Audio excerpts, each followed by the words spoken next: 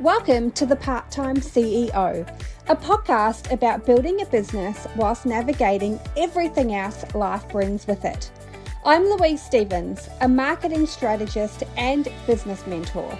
Before starting my own business, I spent nearly 9 years working at Australia's largest travel retailer, starting in retail travel sales before moving into recruitment and talent management, where the team I was part of was recognised with a National ARI Award.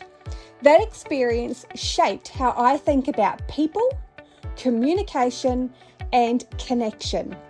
Today, I work with service-based business owners to grow their visibility and attract the right clients without falling into the trap of doing more, pushing harder, and losing balance along the way. That's what this podcast is about.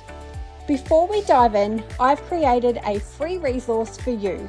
It's a simple visual of what I call the client attraction method, a way of approaching visibility and growth that actually works long term. You can download it via the link in the show notes. Now, let's get into today's episode.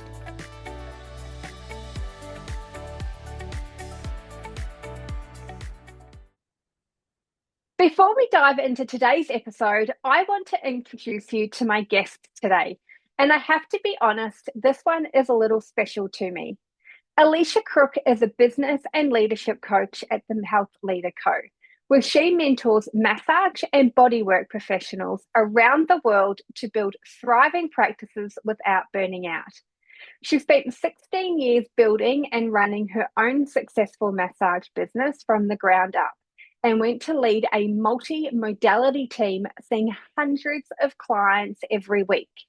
She is the co-author of Fully Booked Without Burnout, written alongside her husband and business partner, James, and she is the co-creator of Health Leader Mastery, a hands-on mentoring program helping bodywork professionals around the world turn their passion into a practice they love. But here's what you won't find on her website. Elicia is one of my closest friends. We were in the same business program together right at the start of both of our journeys. She had young kids then. Now she has 2 young adults finding their own way in the world. She runs a business with her husband, James. And every Saturday morning, you'll find her doing a cold plunge at the beach in Ocean Grove with her crew. She'll be the first to admit that she's there because her friends are creatures of habit and she got swept along the way, but she'd have FOMO if she missed out now. You'll also hear in this episode how much she loves it, and it's her way of having fun. She is one of those people who has lived everything she teaches, and I could not think of a better person to kick off our guest episodes with. I hope that you love this conversation as much as I did.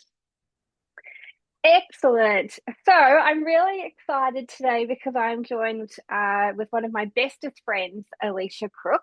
Elicia, thank you so much for coming to join me today on the Part-Time CEO podcast. Thank you so much for having me, Lou. It's great to be here. Yes. So I guess my anticipation is that we'll share a little bit. We've known each other for 10 years. I think we're about to clock up the 10. And our journey together in life, business is it is a journey. It's very unique. And I think it's super fun. And I wanted to share a little bit around how business, the highs and the lows and life, I guess they all mix in between.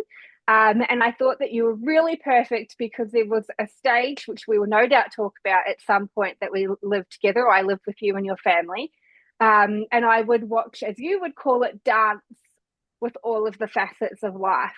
At that point in time, I did no dancing. I was a solo one dance person looking at someone doing multiple different styles all at once. And I thought it was incredible. And I think that now I'm a bit more in that part of life with lots of our listeners and audience, that they will be too, and maybe touch on how you managed to do all of that. Because even though I studied it, I'm still baffled to how that all goes on. But before we get there, I guess, at least for anyone that doesn't know you, could you share a little bit about who you are, what you do, the fabulous business that you are the CEO of, and I guess a little bit about your life. Thank you. What an introduction. I appreciate that, Lou. So yeah, I am my backstory is that I'm a remedial massage therapist and I ran a massage practice where I live in Ocean Grove. For 16 years, I led 21 people in my team over that time. We were seeing over 100 clients a week. We were the most expensive clinic in our area. We had a great rebooking rate across our team and we developed a really intentional culture on the back of making every mistake possible in the first 11 years of that journey. And so when I started having business coaching, I thought someone needs to teach this to the massage industry. And when I looked around at the time, there was no one doing it. So I made a decision to go and study, learn all about mindset and understand how to, how do you actually do these coaching things? What I thought I was learning about, in business coaching was like Facebook ads and marketing. And instead I'm learning about mindset and how I'm responsible for everything, every result and non-result in my life and how my brain is wired. And I was like, this is phenomenal. This is game-changing stuff. So I created a course coming into the 11th year. So 11 years ago, I created a course called Fully Booked Without Burnout. It was a 6-week course teaching massage therapists to do everything that I had done. And since then, we have now created the Health Leader Co, where James just worked out the stats. We've worked with 1,069 businesses in the last 10 years worldwide. Wow. And I am the CEO of our company. There are 3 of us that are the founding members. So Christine Knox, who is a gentle scar therapy and remedial hot stone modality trainer, and James Crook, who is my husband and business partner, and he ran a digital marketing agency for about 15 years prior to joining the company. So the 3 of us have a fairly unique and varied background in terms of James is the only one who's not a therapist, which helps with therapist jargon. If we occasionally put something out and he's like, what the heck is fascia and what is this and what is, oh yeah, okay, it's jargon, right? How else can we explain that? And then Christine, who is our hands-on modality specialist, which is fantastic as well. So all of us also do business coaching, but my favorite element of what I do is the mindset part of teaching our mastery clients, which is our 12-month program, helping them to scale their business. So that's a kind of a little bit of my journey in a nutshell. There's close to 28 years worth of experience in there, but that kind of gives you a bit of an idea of who I am and why I'm here and what I do. Which is pretty incredible, really. And I picked up lots of things, and something that tweaked for me was the first 11 years having no idea what you were doing. So 26 years on, do you think you now know what you're doing, or where are you at with that whole concept of knowledge? Because I've hit 10 years and I don't know what I'm doing, so I can totally relate to that. So you're either going to tell me that it's going to continue, or I'm going to become Yoda and I will have some idea of what's going on. So where are you at with that now? It's a really good question, Lou. I would say that I'm more intentional with what I do in terms of goal setting and understanding how when I set a 5-year goal, what does that mean in 3 years? What does that mean in 12 months? What does that mean in 6 months? How do I break that down to this week? I think I'm quite well trained in that. I have trained myself to do that.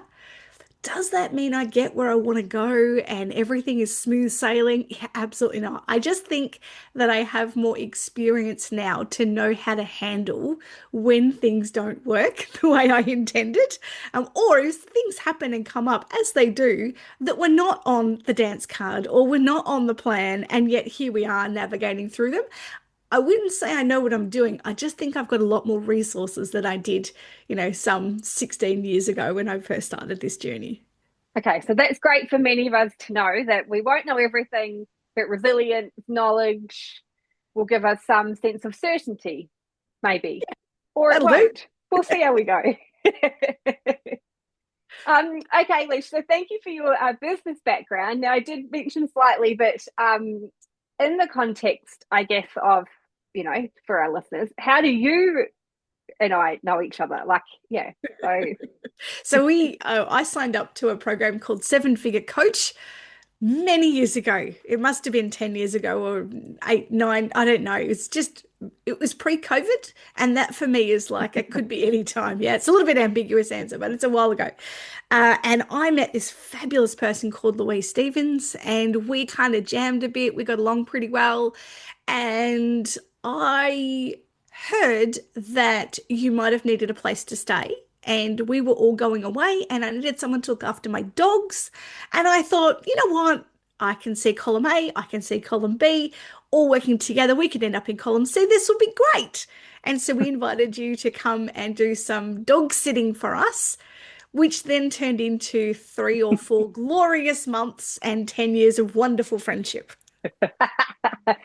So yes, so I went to dog sit and then I moved in for about, I think it was about 3 or 4 months, um, which was amazing. I actually wonder why I left, and maybe I could move back to the Crook household. There were many We'd have you. opportunities where I was asked, and every time I didn't, and I question now why I didn't. But anyway, but yes, I'm very lucky, and as you said, 10 years of wonderful friendship, which started in Australia. My accent continues to get stronger as I live in New Zealand currently. Today I live here. Who knows where I'll be next week? And and I guess we've got lots of stories to tell. Probably on a different type of podcast too. We could talk forever about the funny things that go on in our lives. So, I guess you started so lots of my listeners, our listeners, you've got a podcast too, and you're also a host of a podcast as well, which we could talk about later. People vary, I guess, in the parts of their life. Some are thinking about starting a business, some have just started, some have been doing this for a while, etc. And they listen to podcasts for whatever reason.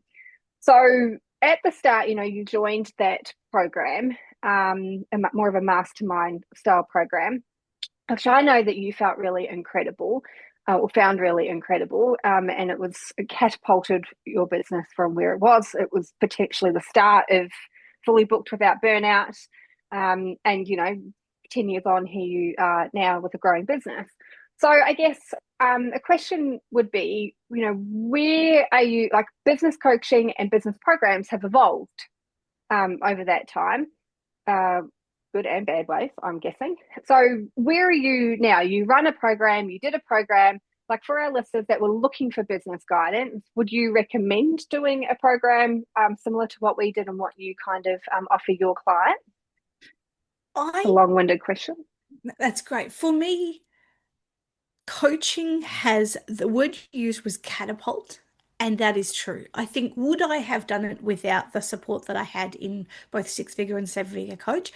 Um, I couldn't have made the program originally because that's what I literally just wanted coaching for coaches. How do I scale? I'd worked in a business one-on-one for so long that I just didn't want to do that anymore. I knew I wanted to scale. I did not want to do one-on-one coaching at all. It was like I did not even entertain the notion that that's what I was going to do. It's like I just want to scale this. Now, I did NLP Master Prac, and the entire time my focus was I want to make $100,000 as a coach. I want to make $100,000 as a coach. I'm going to sell this course for $1,000 and I'm just going to go and make it. And it was like one track mind. Now, 10 years on, I've actually just redone Master Prac and I've learned so much more because I didn't just have one single focus. I was a little bit more open-minded. And having said that, being able to reflect back and see what I created in 10 years was actually pretty phenomenal as well, which is where some of the stats that I've given you has come from. Um, so I knew that's what I wanted to do, and I would not have been able to do it without that. For me, it helped me to, like, I had the vision. I just needed to know literally what do I do because I was already completely committed to this industry and committed to what I wanted to create. In terms of now, the course is an 8-week program, not six. It was 6 days a week, an hour a day, and there was one day off. Yeah, and I think in relation to how we learn now, All in. it's all in. It is a deep dive. It's a sprint, not a marathon. Like we are just running, which is how I learned how to make my course. So I'm just modeling my mentors in terms of, and of course, me being me, I did everything they told me to do because, Mhm. literal learners will do that. It's like, if I'm going to invest any money, I will do what they say because I don't believe there's any point analyzing or arguing with your coach because you're paying them, usually if they're good, you're going to pay them a decent amount of money. I'm like learning zip my lips and listen with open ears and an open heart and do what they say. Is this right? Is this right? Is this what you want me to do? And then you'll get the results that you want. And in my experience, that's the case with the clients that have worked with us as well. We run that program. It's now 8 weeks. We have 2 weeks of implementation, which means there's no new learning, but we still have weekly Zooms. And we have, it's only 5 days a week, not six. So it's a much more manageable, paced out, present training, which is a reflection of who I am now as opposed to who I was a human doing, 10 years ago, where everything just had to happen so quickly all the time. COVID and a bunch of mental health and a bunch of physical health has taught me the power of presence, to slow down, sitting with myself, reflection. These are things that 10 years ago me could never have done in a pen. I couldn't even talk about them with a smile on my face. Because of where I was at. So we now run that program. We only run it once a year. I think with the induction of, like, with the launch of AI, the questions that people would normally come to that program with can be answered through AI. Now, not everybody can use ChatGPT and Gemini and things like that as their mentors and guides, but those that can are, which is great. So we're not seeing as much of an uptake for that program. When it comes to gentle scar therapy and remedial hot stones, they're very tactile programs. People want them. You cannot perform gentle scar therapy with AI.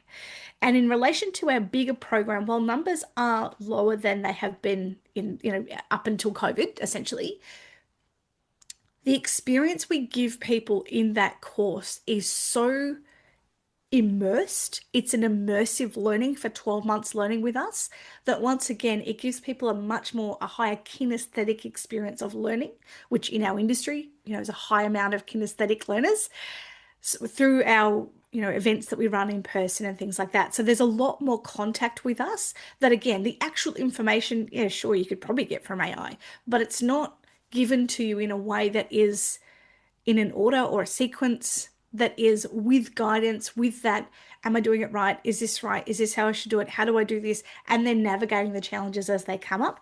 But our intention for them is that when they're finished that program, whether they work with us for a year, 2 years, 3 years, 5 years, whatever, they have the same tools and skills that we have as coaches, that they can then navigate anything that comes up for them as well. So it's a little bit like, in a very simplistic way, monkey see, monkey do. If you see me navigating the dance of life, I will teach you how to do that so that you can be sustainable in your industry, so that you can show up in your whole heart as often as you choose, so that you can live in alignment with your values, and so that you can actually get the work done. Because I think you can have anything, just sometimes you got to be willing to do the hard work. You just got to get the hard work done and then have the reward that you want. And it's like discovering how you're wired to know if you're a towards or an away from person, or a bit of both, or how you're wired in order to be able to go, if I want this thing, how do I make it happen? And that then opens up an enormous amount of choice. And that, for me, is what I think, as I develop and grow, so does that mastery program, because the outcomes I had for them 10 years ago is different to the outcomes I have for them today. And maybe 10 years ago, it was a little bit of naive optimism that has gotten me many, many wonderful places, and also gotten me into some really tough places as well. And so, having some more intentionality about the outcome we're going for can also, I think, be really helpful. Cool. Thank you.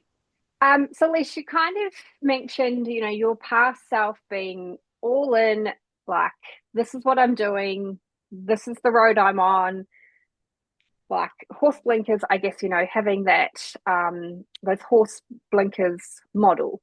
Now, I know that because I've been that person too. And like you've mentioned, mental health, physical health, life, family, everything has made you reevaluate that. I know it made me reevaluate it and have to question if that was working. Now, I know that there are lots of people out there in business who have that same high achieving, high functional wardrobe that you and I own. So, um, for those listeners that are, I guess, in that season, but like burning out, and they're like, surely this is not forever. I guess what is your advice to them? And I know for me, when I started making some changes, I was really nervous. Oh my god, if I'm not working, if I'm not doing, or if I'm not implementing, I don't know, the tax department's going to call me, or I'm not going to pay this, or I'm not like, I had a lot of fear around what would happen if I just stopped and lived like, dare I say, a normal human being. So what were, I guess, your flags to be like, okay, well, maybe this needs to change, if you're happy to share some of them, and and some of the advice, and the feelings that you went through that you would give our audience on everything will be okay if you slow down.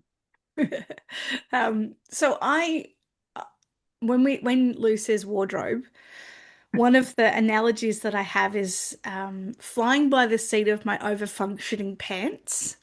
My over-functioning pants are hot pink and sparkly. What color are yours, Lou?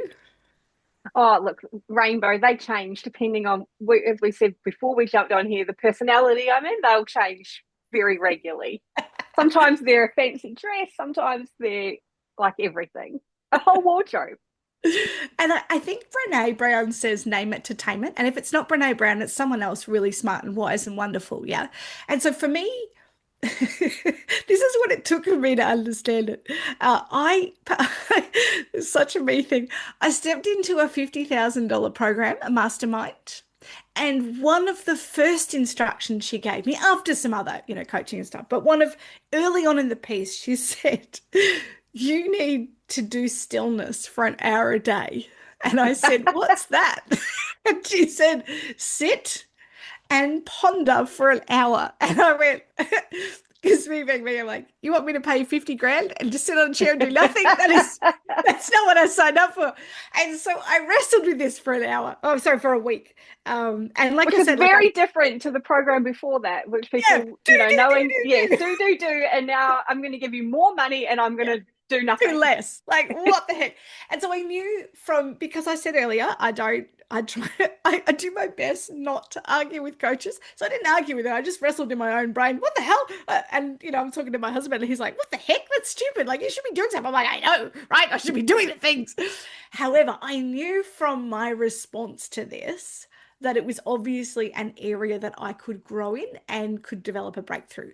And so I started with 10 minutes because I'm like, I cannot just sit there for an hour. My brain will go, I'll literally have a conniption. It would be like you'd see smoke coming out my ears and it'd be like glitching. Yeah. So I'm like, I'll just sit in my chair and I'll put music on. So I just put some piano, I think it was worship music, like just really calming, soothing. And I sat for 10 minutes and I did that every day for a week. And by day 7, my thoughts would wander. And I think I got to 20 minutes. And I remember thinking, because she said that it will help to develop my intuition. And I was like, I'd kind of like more of that. Like that would actually be helpful to know what was coming before, rather than waiting for the rock to hit me on the head and before I could actually let. So I was like, this would be good. All right. So, and I was sitting there and I remember thinking, oh, I ordered that parcel last week. I wonder when it's going to come. And I kid you not, the parcel van drove past the front of our house. And I was like, it Ooh. does work. It's getting in. Oh my goodness, this is crazy. And so for the next, I can't remember, it was maybe 4 or 5 months, I trained myself to sit my ass down with my headphones on and just sit in stillness for an hour. And this was the total opposite of overfunctioning pants. And because I had learned to dissociate from overfunctioning pants to stillness, what I noticed was I was more open, I had more intuition, I had more presence, I was pausing more for my kids, I was pausing more in my business, and not stopping, but pausing to just go, let's just check in what's coming up for me in that. Let's just check in what's coming up for me in that. And I actually learned so much more about myself and how I show up from that practice that it completely transformed my world. And so now I know there are times when I actually need my over-functioning pants. So I will literally put them on. We run our events and I know that I'm often wearing my over-functioning pants. Now, over-functioning pants, they get shit done. They absolutely, they're like, what is the list? What is the outcome? And it's that blanket focused, amazing. And then I have to check in and go, how is this working for me? Because it will also make me so independent that I don't need or want anyone else's help. And so, what it can actually do is repel sometimes when I'm in that the very thing that I actually need, which might be support. And what does that look like? And so, it's given me not just a neurological, physical opportunity to stop and regulate my nervous system, and how amazing is that from doing nothing. But also it gives me an opportunity to go, how are these over functioning pants serving me in this moment? And if they're serving me, great, keep them. And if they're not, maybe I need to loosen the belt, or I just need to change them into instead of being tight, maybe they could be, like your Halura pants, the nice kind of dress yoga pants, like they're still sparkly, they're still there, but they've just got a bit more movement in them, and kind of play with that. Because like when I'm in it, if you said to me, "Oh, do you think you need to listen?" Like if you told me to just stop and listen and blah blah blah, I would, well, I'd slam that. Bang. I like it. Be just like, no, not good. But if you said, "Do you think you might need to loosen the pants?" I'd be like, "What?" Ha. And it's like that humor is like a key for me to go, okay, it's time to just, because there are seasons when we have to do a lot of work. And I think sometimes, um, sometimes we can miss that. And then, but also, I think it's the ability to switch into what other elements of my wardrobe do I have? Do I have yoga pants that mean I can slow down? What else could I show up in work today if I am always in these over functioning pants? They get smelly and they get dirty. You've got to put them in the wash sometimes. So, what else could you use? Contrasting that, if you're always in your yoga pants, you might not always get stuff done. So maybe you need some sort of new outfit that helps you to go, when I wear this, I get the stuff done. And as someone who's lived at home and like worked, I've obviously lived at home all my life, but somebody who has Well, not all worked, of us have. Some that's of us true. have lived in other people's houses.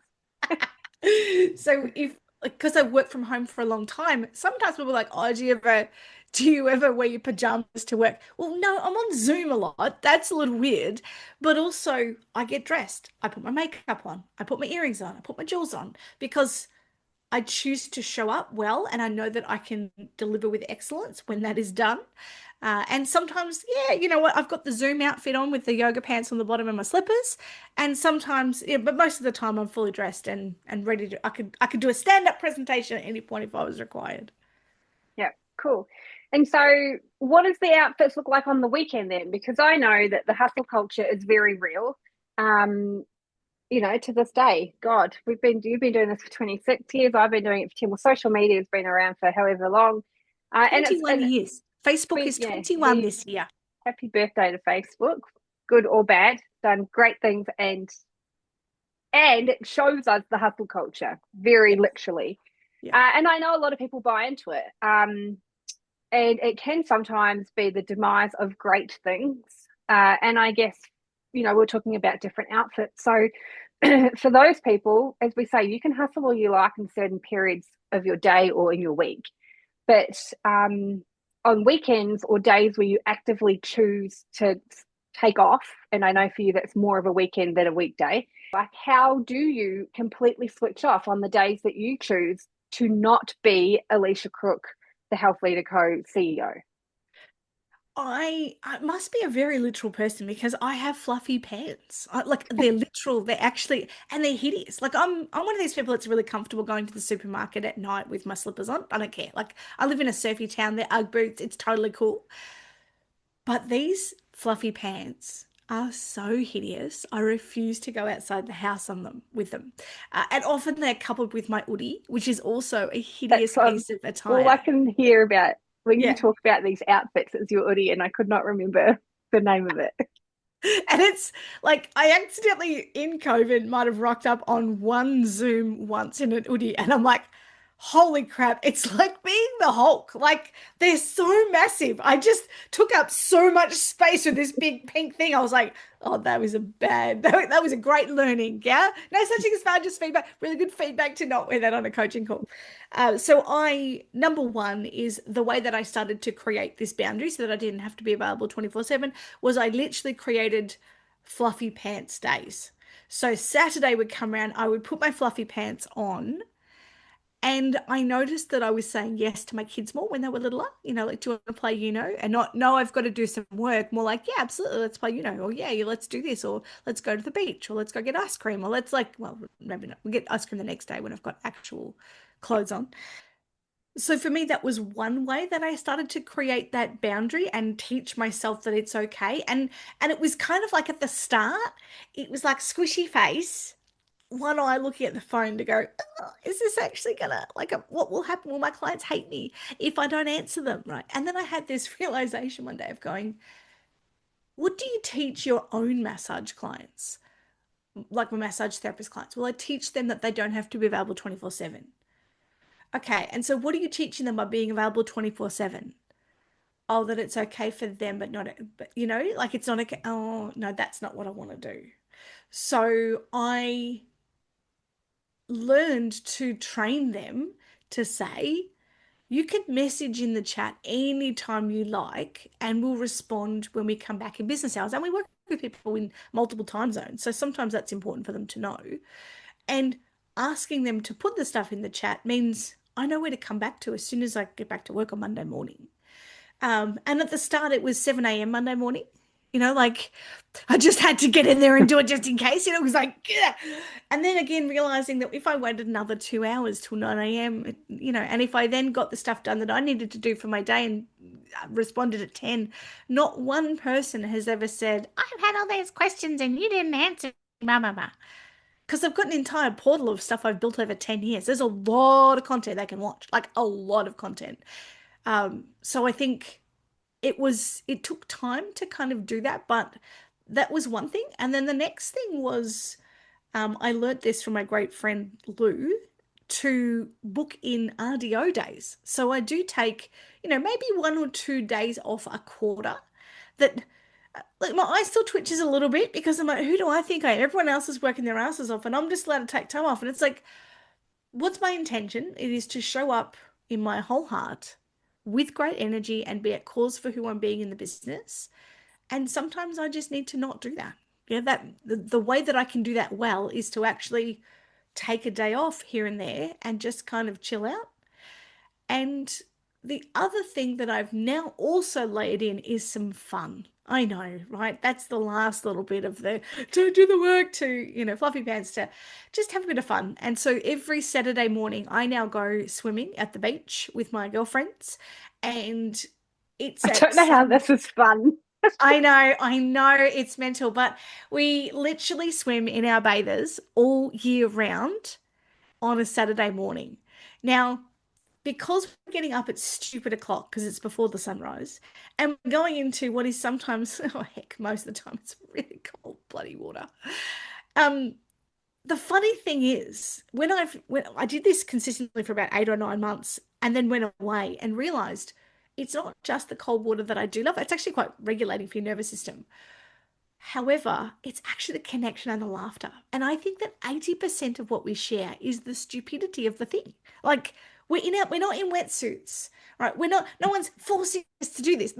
We willfully get up at this time, put our bathers on and go into the cold water and then get out and try and dry ourselves. Like trying to dry yourself after the beach is hard. Trying to dry yourself when you can't feel your hands is even harder. And I can't tell you the amount of laughter that happens because two of them do exercise afterwards. Like it's crazy. I don't do that. But one of them does weight training, one of them does swimming. Sorry, running. So they're trying to put on underwear, like a sports bra on top of a salty, sandy, cold body. And we just piss ourselves laughing because it's just the most ridiculous thing ever. And that's actually part of what we love. And people have joined us simply because they're like, You just always look like you're having so much fun, and we are because for anyone looking in, they may not know. One of us might have one tit over this way. We're probably not wearing undies. Like it just we're fully covered, but with beanies. I didn't know you could put a beanie over wet hair. You totally can. Things that I've learned. We've got these toasties and these really warm, very heavy jackets that go almost down to the ground. Now, when all of us gather for coffee afterwards, there might be 25 people in these and beanies. And the hilarious thing is I joke to new people, we're not a cult. We so look like a cult. Like everyone's got the robes and the coffee and the beanie. And it's like, oh my goodness, this is so funny. So yeah, for me, it was like, firstly, building the muscle of switching off. Secondly, realizing, well, did you die? No, I didn't die when I didn't answer client messages straight away. I didn't die. This is good. And then thirdly, and maybe this should have been the first one, but actually layering fun through my weekend and ensuring that I do something for me. And one of the things that I'm putting into my dance this quarter is to read a chapter a day of anything. And one of my girlfriends is going through quite a bit at the moment, and she writes 100 words a day. That's her goal. She has to make her bed, have a shower, and write 100 words a day. And I loved that concept. I thought I'm not, although I do write, it's not my main thing. However, what I would love to do is to read more and scroll less. So I put my phone in another room and I pick up an actual physical book and read. And I'm trying to read it. I'm working on reading a chapter a day. I'm not trying to read. I am reading a chapter a day, which I'm really enjoying. And I'm learning all sorts of stuff. And it is helping to reframe things. And yeah, so that's a very long answer on the journey of how to switch off and how I've done it. And how to stop. Um, so firstly, I'd just like to say to our audience, we give you permission to find something that is fun outside of swimming in the freezing cold and getting naked in public, although sounds wonderful. Leash, how did you start that? Like, you wanted to have more fun. So, and the way that I'm thinking is you have said that is that you found a community that you could have a like-minded fun with. And I think it's really important for women in business. No, like most women will be listening to this, is that they join business masterminds, business Facebook groups, business Instagram threads of like-minded business people. They go all into the business world, it's fabulous if that's what you want to do. But many do miss the element of fun. So I guess obviously you recognize that you wanted more of that. I assume that you didn't just fall into having fun. And how did you go, this is what it's going to be? Because it would not be my choice, but look, to be fair, it wouldn't have been mine. If you'd have said to me 10 years ago, by the way, you're going to have this crazy idea and you're going to do this, and then you're going to do it every week for nearly 2 years, I would have said, you are absolutely certifiable nuts and it's not happening, right? Because I love a sleep in and I love being warm. Like, yes. yeah. So it was on Instagram. I saw this thing called the Sunrise Hunters. Beautiful bunch of humans. It was only a small bunch at the time. And they were inviting people to a winter solstice swim, which is like the shortest day of the year and really bloody cold. So I messaged my friend I Becky. like this. You picked the coldest day to Yeah, start your fun activity. yeah, that's right. Yeah, Not the middle of summer in a 40-degree day where you go, oh, I need a dip in the ocean. It was we're going to go for the coldest day. Yeah, that's me. It's like, I'm all in, right? I'm not going to start in the easy because people are like, oh, did you start in summer? No, we started on winter solstice. So and I took my friend Becky, who was from the UK, and she'd done this in the UK as well. So she was for her, it was probably a bath. However, she'd been out of the UK long enough and she needed a friend. Apparently, I've just found out she actually originally said no, which I don't remember this at all. But her husband said, you need friends and someone's asking you to do something, you should say yes. So now I feel like we've guilted her into it. This is hilarious. So and I just remember we've got this photo of the two of us on the beach, like, because it does a little talk first and then we had these like glow in the dark bands. And so we're like, all right, let's so you didn't lose anyone, yeah? Because it's dark. So we're swimming in the dark, right? So there's like glow in the dark bands. So that you, like, and if you're swimming alone, find someone that you buddy up with so that you don't lose. I'm like, holy shit, how many people do we lose? Like, anyway, anyway, so we're standing on the beach and we have this photo of the two of us kind of like, and we're shocked. Like, we're like, because like I go all in. I'm a head under. Like I'm not even keeping my head out. I'm like all in. And if I've done it for that long, I'm like, I'm not just going to go in and get out. Like I'm there for a good 10 minutes with Becky and we're together Oh, like it's not I'm even not. 30 seconds. Yeah, no. This is like a good 10 minutes of cold water therapy. And so we take this photo, and the two of us are like, our faces are like, what the actual stuff has gone on? And then as we're getting dressed, I go, do I come back next week? And she was like, yeah, I do actually. I'm like, yeah, okay. And a couple of weeks later, another friend of ours said, I've been kind of wanting to do that for a long time, but I didn't know how to do it. And we're like, yeah, come along. We're doing it this weekend. And so we are the trio. We're the original trio that keep going with the Sunrise Hunters. And honestly, it's the most beautiful group of humans I've ever met in my life. And I think that there is something incredibly vulnerable about being in your bathers at 6 a.m. that you just, and everyone is there by choice. It doesn't cost you anything to go. You don't have Maybe to. not Becky. Becky's been forced into it. But she loves it now. She went because the thing with my friend, so the thing about my friends is they like to do routine and they like to be on time. And they like to do the same things, right? I've got all my friends are like this. And so that's what we do. And now I would have FOMO if I missed them. And they want to do the same thing every week. So I just kind of followed along with that. So that's how we got started. Oh, that's a whole nother conversation around the friends that you attract in your Yes, life. you're all so Um, sweet. It's ridiculous. At least we've got different names. I did go Yes, through a phase that's where right. everyone had the same name. Yeah, no, we don't. And you all have your own unique qualities too. Just the doing things regularly and being on time bit, it just cracks me up. I'm like, why? Why did I find friends? I have to be on time. We're just early for you. That's really it. So, right. Now, just going back to your family. So, you've got two kids that are now teenagers, and of course, James, your husband. Um, you've got animals, like, you have a wonderful home in Ocean Grove. So, I don't, this is an attribute I can't share so much with the audience, is raising a business whilst raising a family, which is a big part of your dance. So I guess how, like, you started your coaching business when the kids were, I think Aniela must have been about, what, 7 and Toby was maybe 9. Yeah. They're now fully blown 18-year-old, driving around, what have you. So, like, that was a very busy time to start a business, launch a program, have it catapult when you invested in coaching. So, how have you managed all of that, and how does it look like today? I think that this is where the dance came from. People talk about a work-life balance, which I think is a farce because it says that it's going to be equal and it never is. There are times when my business has needed me to dance in that part of the dance floor quite a lot, and there are times where I must dance with my children because there is something going on. And so I am super curious as to what my children will be in therapy over.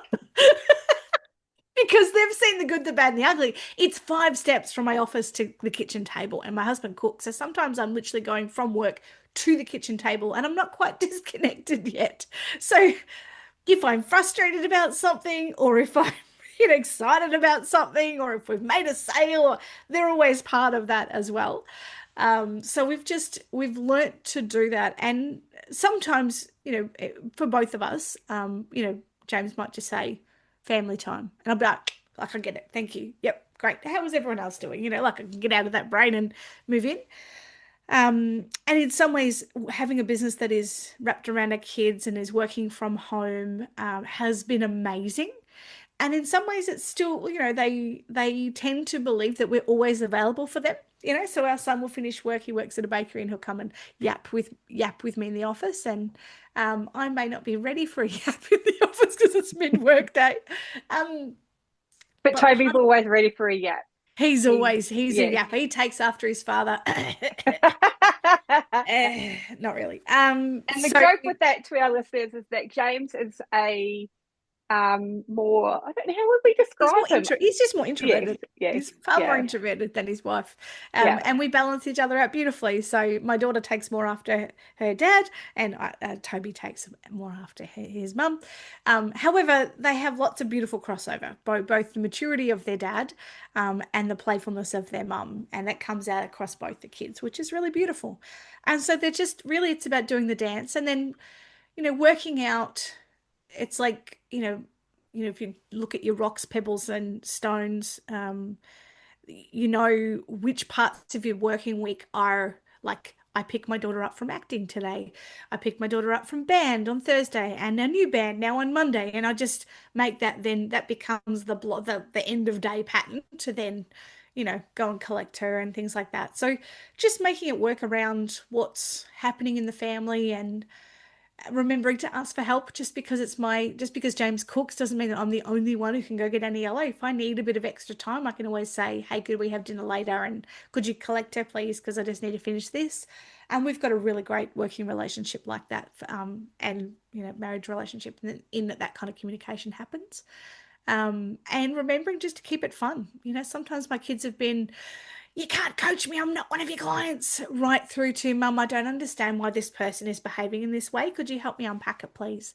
And I think it was when Toby started dating that he realized the differences in parenting, that these parents who were always had ridiculously strong boundaries around iPads and screens went from being so unbelievably obnoxious and annoying to actually being incredibly safe because of the freedom it allowed him emotionally, to how James and I show up and how emotions are safe and they're okay, and they're just like the ocean. They go up and down, and they're not going to be around forever. And so helping them navigate and helping them normalize life, I think, has been one of the biggest gifts that I believe what we've been able to give our children. And normalize life, as you say, and sometimes life is not wonderful where you go, okay, well, the kids go to school, I'll pick her up and I'll take Aniella to dance, or I'll do this for Toby. Sometimes things happen in the days that we don't always anticipate. I know I really struggle with that. um, it could be a wild, I don't think accusation is the right word, but watching you don't seem to struggle as much as I feel I do with the of the dance, which is what we talk about. So when things like that happen, Leash, like how do you just go and change and then recenter yourself and and still get everything done and not feel like, I guess, ultimately a failure because everything's gone out the window? Well, just so we're really clear, I definitely have those things happen to me too.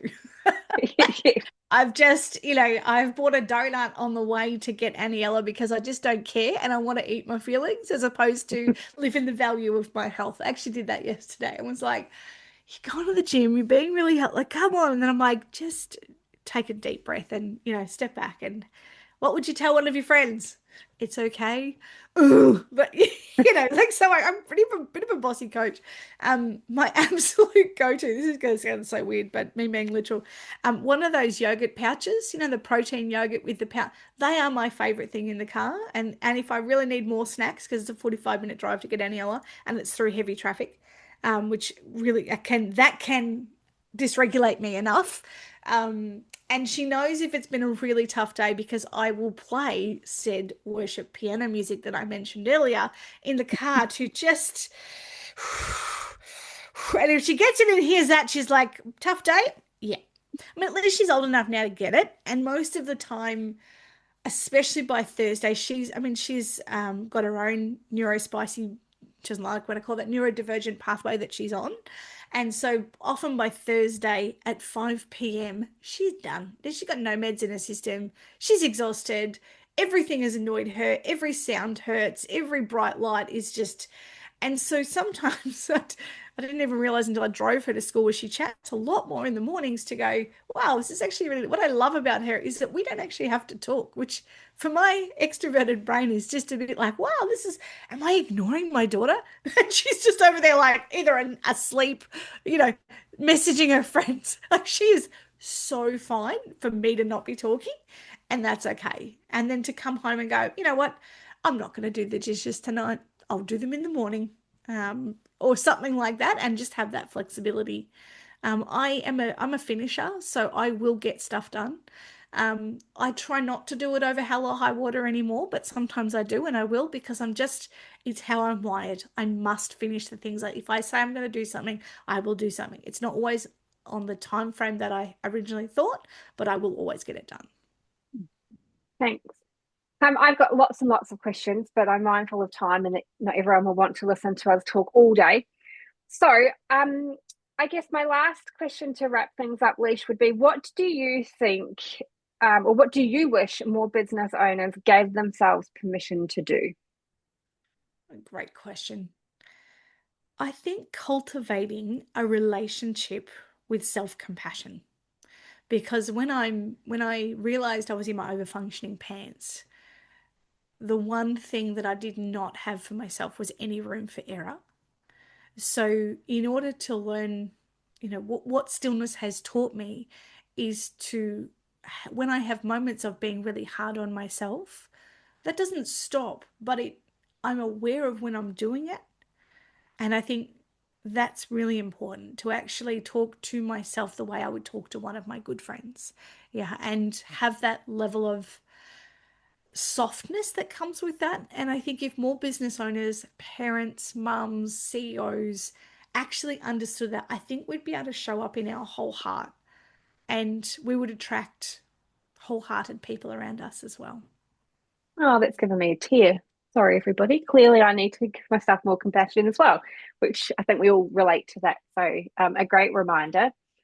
Um, so thanks, Leash. Like you've talked to us about a little bit of business and your family. There's stuff I'd love to know about running a business with your husband, living in the same house with the husband. A couple of years ago, Christine, came on board. I know a lot of more seasoned business owners start looking at going into partnerships.